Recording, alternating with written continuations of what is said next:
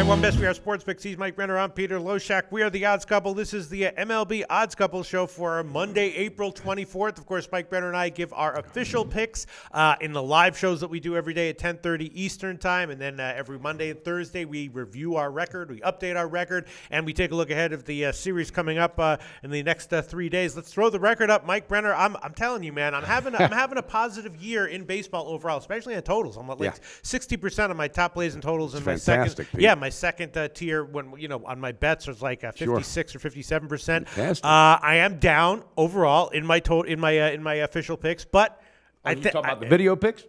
What? You're down in the official video picks. Yeah, right? yeah, but you're not betting them, so you're all right. No. Yeah, but I want to give. I'm telling you, I think I'm going to be profitable going forward. We'll see though. Maybe not though. You overall still have a profitable record, although recently you were a little bit in unit hemorrhaging mode. You're still up overall though. Yeah. So good news for you, Mike Brenner. All right, so let's take a look ahead at the upcoming series. Are you dealing with any jet lag today by any chance? No, I'm fine. I'm fine. But let's look at some of the upcoming series that we have. Obviously, the big one is the Yankees and Boston, and I have no real opinion as far as who's going to have an edge there. It seems to me that the teams are both teams I want to bet on at the moment, right? Yeah, absolutely. The only thing I'm concerned about for the Yankees is Thursday with Sabathia. Saw a little bit of the old Sabathia the other day. I just wonder if he's going to fall into that that pattern, because he did it a couple years ago, or does he bounce back? Now he's going to be going up against Pomerantz, which he's struggling a little bit, but Chris Sale, I think, is going to be a sharp game right in the middle of that, going up against Tanaka on Wednesday. Yeah, I'm wondering what that line's. I mean, the line's going to be. I'm assuming the line's going to be huge for Boston when Sale starts. Maybe not though. Sometimes I'm wrong, but and I agree with you that on Thursday I'm probably. We'll see what the line is again. I'll probably be leaning towards Boston because Pomerantz is, he's not a perfect pitcher by any means. He has his flaws, but he's got some big upside. Yeah. And I agree with you that Sabathia is, he's one of these veterans that's impressively getting results with diminished stuff. But when he goes up into Fenway, a little bit of a different story. I think I'm looking at a first half on that, but we'll get to that when those lines are out. And then we may as well also jump to another game on Thursday, which is Jared Weaver. Now, Jared Weaver has actually been somewhat serviceable so far. Yeah. So far, we both came up with that word at the same time. I don't know. That's a word you taught me a couple years ago, or about a year and a half ago. Arizona, though, as we know, first of all, they're the most profitable team in baseball right now in the money standings, and they've got a very potent offense that I think is legit, and this looks like it might be a tough spot for him. He's given up a lot of home runs, kind of gotten a little bit lucky because the home runs have been mostly solo homers. He's getting a few strikeouts here and there, but in general, I think that this might be a spot where it all comes crashing down on him. I totally agree, Pete. Yeah. I think Robbie Ray's going to throw a hell of a good game also, and I just think the D-backs have a great home field advantage, and I think that they also believe in themselves this year more so than years past. Yeah. They were supposed to do great things last year. It did not, transfer onto the playing field, but with Greinke, Corbin, Walker, and Ray in this series, I think they're going to come out on top. Yeah, so we'll see what the line is for that game. It might be a massive favorite line for Arizona, but it might not be. So we'll see. Yeah. And I'm also going to be maybe thinking about the just standard play Arizona team total over. Yeah. All right.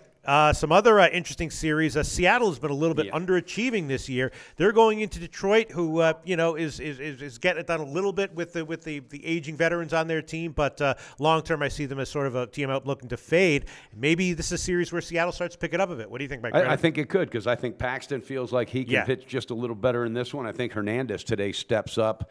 Detroit, they're getting old in that lineup, Pete. Yeah. They're dealing with some nagging injuries, and they've got some pitchers that got to be scratching their heads. And I'm talking about Verlander and even Zimmerman. I mean, their ERAs are up there. I don't know. I'm really, really shocked at Verlander. He's the kind, though, that when he struggles on the road, he sometimes can bring it back when he's at home.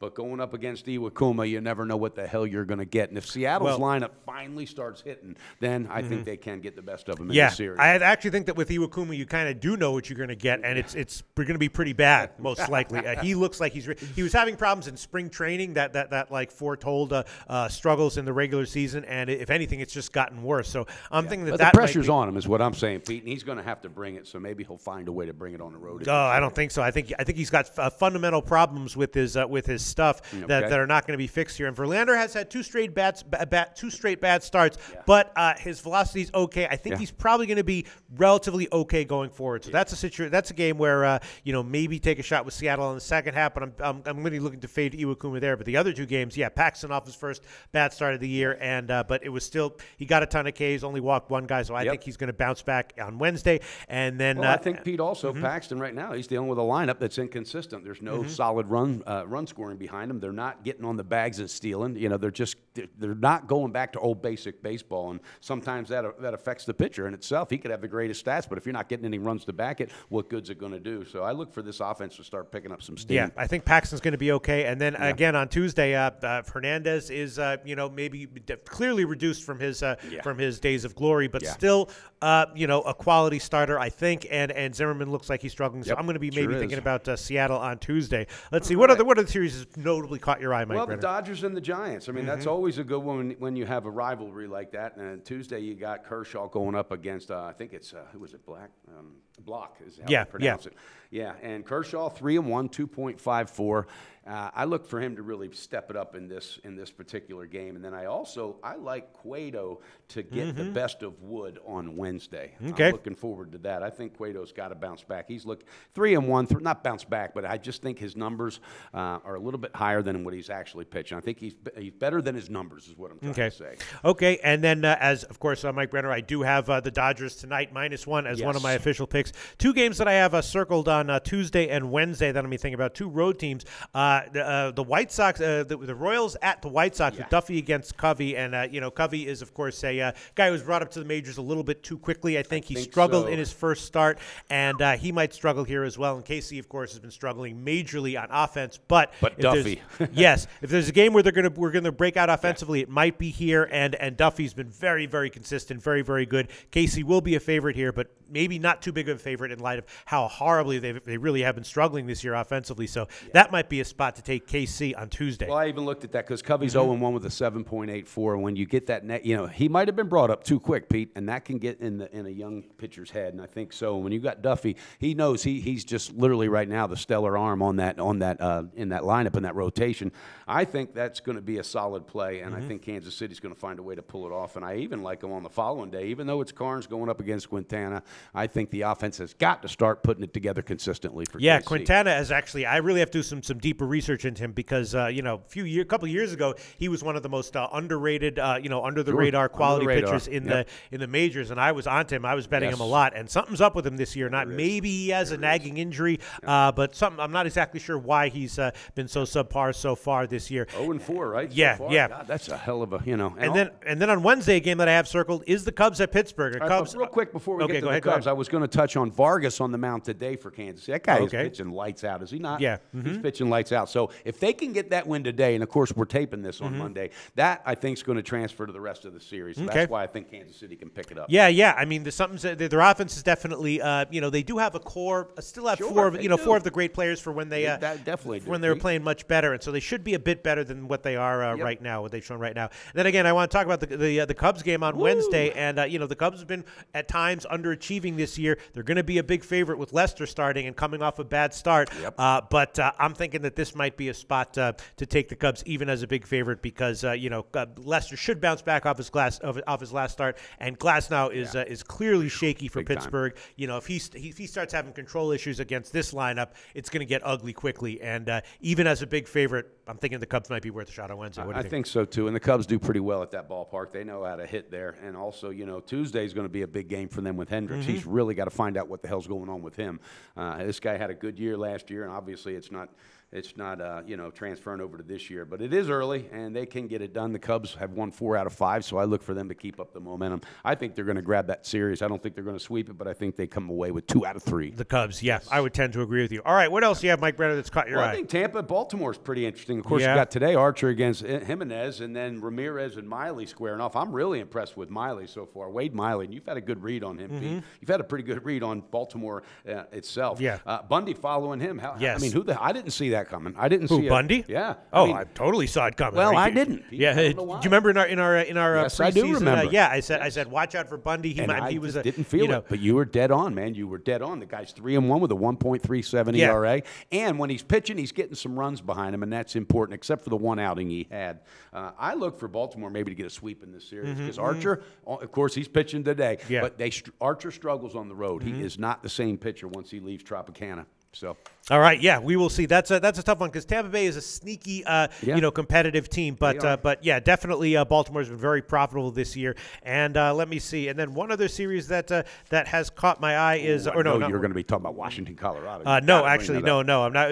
Tell me what you think about that. Well, I love this one. Okay. I mean, Washington's clicking right now, buddy. They are clicking. And when you got Ross going up against Marquez, and then you got Rourke following. I know you're big on Rourke too. Me too. After that, Thursday, Gio Gonzalez, and I just read an article this morning. This kid really wants, I mean, he wants to be a team player. He wants to be in the Cy Young hunt. He just really feels like the last few years he has underachieved, and that's what I read in the article. And this kid's off to a pretty decent start, 2-0 with a 1.35 ERA. I look for Washington to utilize that ballpark, Coors Field, like it was their own. I got a feeling they're going to win 2 out of 4 of them, if not 3 out of 4. All right. I don't know about that because I'm high on Colorado as well, and all the, pitching, stats and trends that you see kind of come with a big asterisk when those guys go into Coors. I mean, I was all over Gonzalez in his last start at Shea. I loved him there, and he had a great start there. But things get very tricky when you go into Coors, and I'm very high on Colorado in general this year. They've actually been one of the most profitable teams in baseball as well. So kind of would disagree with you there. And then one other game I just want to circle is on Wednesday,